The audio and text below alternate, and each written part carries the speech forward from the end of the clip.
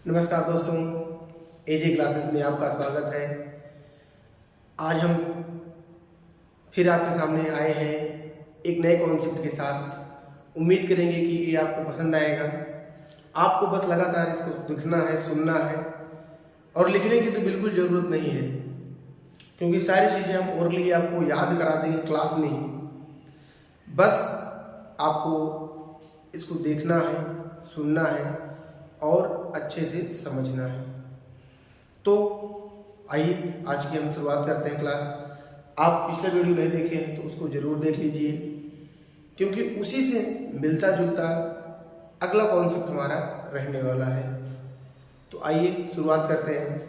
आज हम पढ़ेंगे तो वृत्त, परसेंटेज में पढ़ेंगे वृत्त वर्सेस वर्ग। वृत्त और वर्ग को हम एक साथ पढ़ेंगे। वृत्त को इंग्लिश में हम लोग कहते हैं सर्कल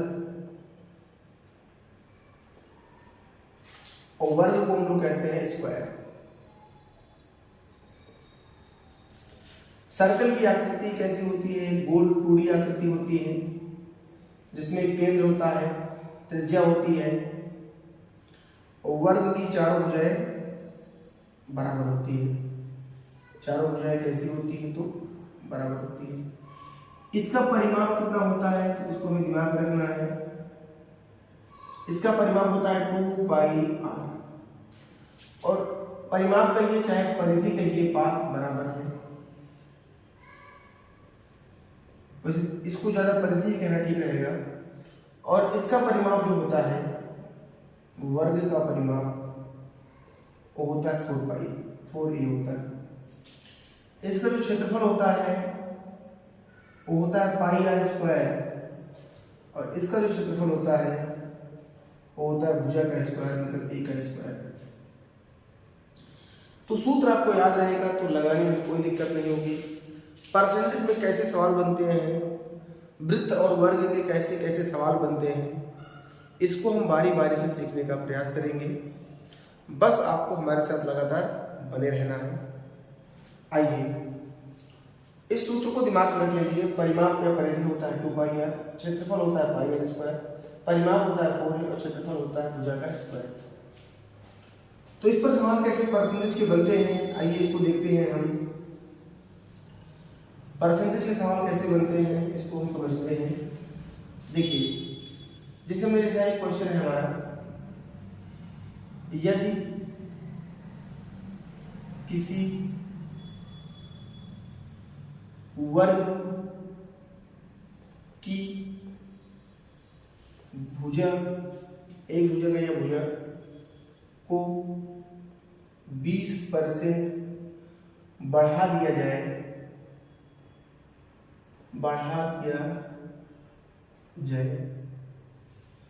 तो दो सवाल बनता है। यहां से पहला सवाल बनता है उसके परिमाप में क्या प्रभाव पड़ेगा और दूसरा सवाल पूछता है हमसे उसके क्षेत्रफल पर क्या प्रभाव पड़ेगा।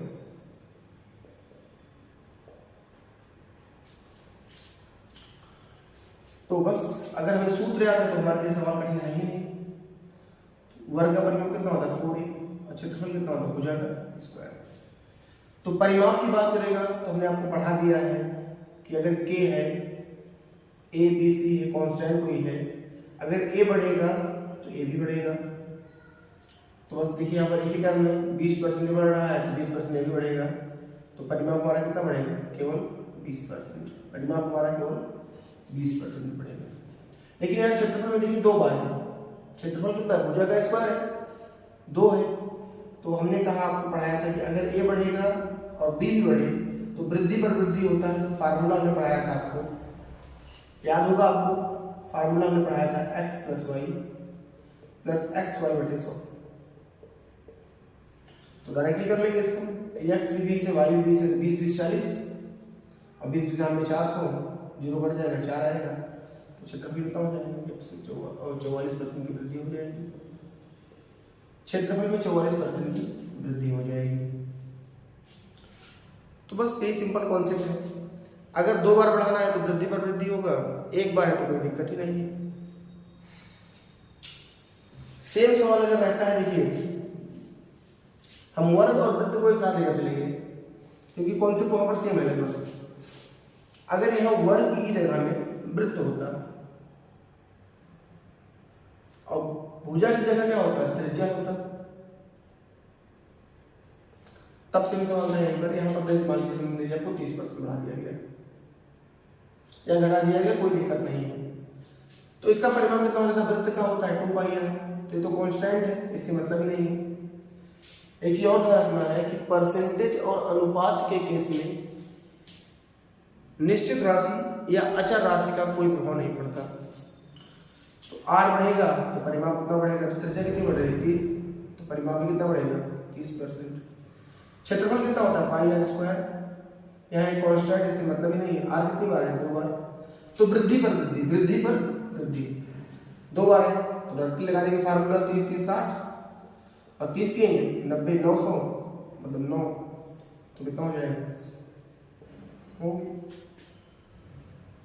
समझ में आ रहा होगा आपको। बहुत छोटे छोटे कॉन्सेप्ट हैं, हम एक बारी बारी से सारे कॉन्सेप्टों को सीख लेंगे, बस आपको हमारे साथ बने रहना है।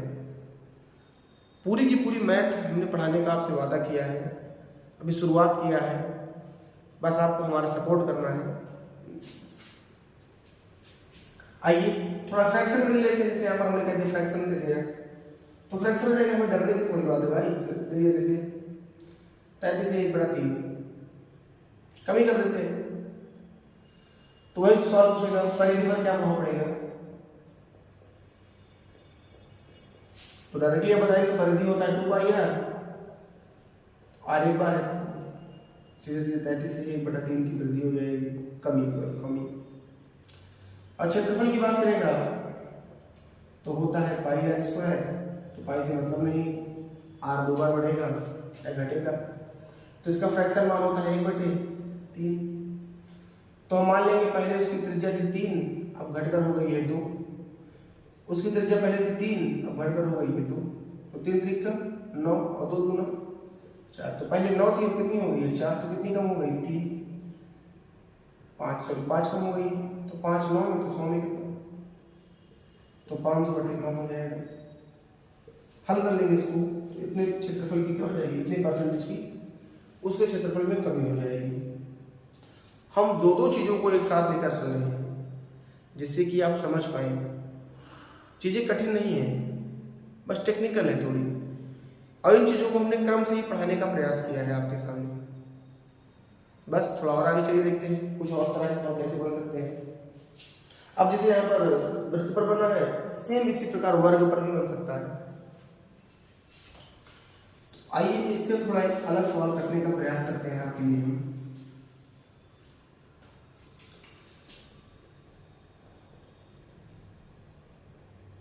देखिए, यदि किसी वर्ग के क्षेत्रफल में 44% की वृद्धि कर दी जाए तो उसकी भुजा में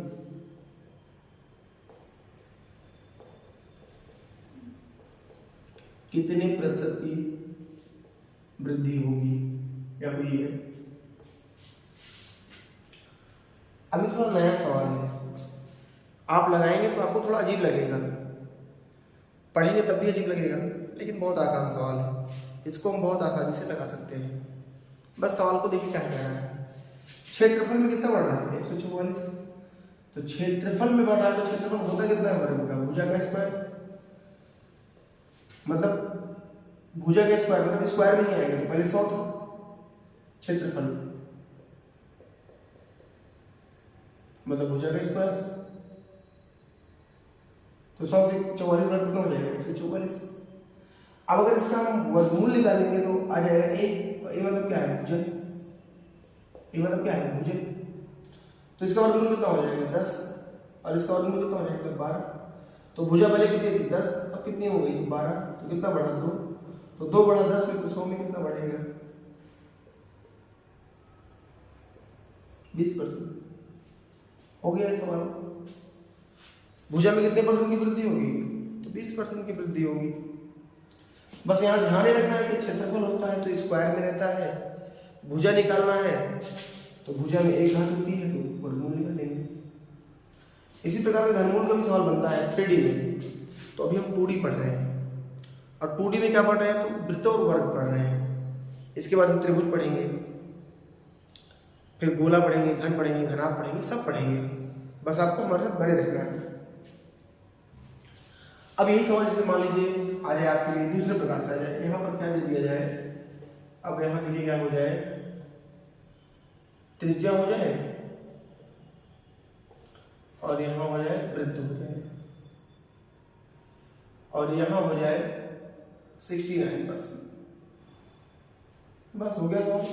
तो क्षेत्रफल कह रहा है, यहाँ पर देखिए क्षेत्रफल तो पाई आर स्क्वायर होगा, उससे मतलब नहीं, पाई से आर स्क्वायर देखिए 100 से कितना हो जाएगा 169 निकालना है, त्रिज्या मतलब आर, तो 2 से कितना आना है 1, तो वर्गमूल निकालना पड़ेगा। तो 100 का वर्गमूल 10 और 169 का 13, तो 10 का कितना हो गया 13, तो कितने की वृद्धि हुई 3 की, किसमें हुई 10 में, तो 100 में कितना हो जाएगा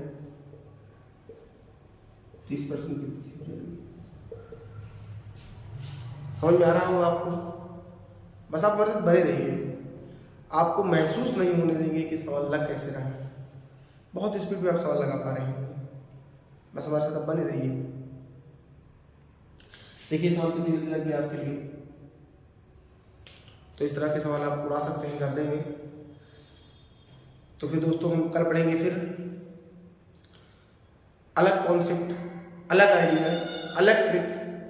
हमारे साथ बने रहिए, तब तक धन्यवाद।